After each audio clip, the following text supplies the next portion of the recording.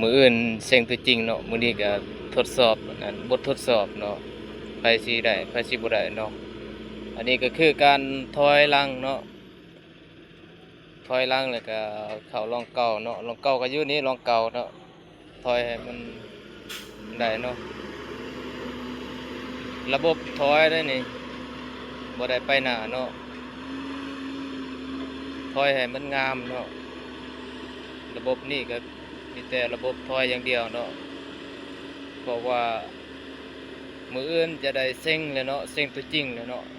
แคทเซ็งตัวจริงเนาะมื้อนี้ก็ทวนคืนเนาะมื้อนี้ก็แม่นบททวนคืน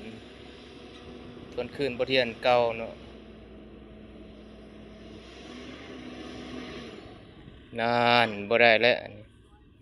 บ่ได้แล้วแบบนี้ฮะกลับมาหน้าก่อนกลับคืนแล้วก็ถอยใหม่เนาะบททดสอบถอยหลังน่าจะยากหน่อยนึงเนาะอันนี้ก็บททดสอบใหม่เนาะอาจารย์เพิ่นวางไว้เนาะ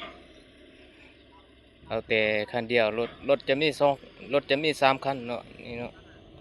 เบอร์3แล้วก็เบอร์11เบอร์5เนาะเบอร์5แม่นบททดสอบเนาะฮ่าๆๆบ่ได้แล้ว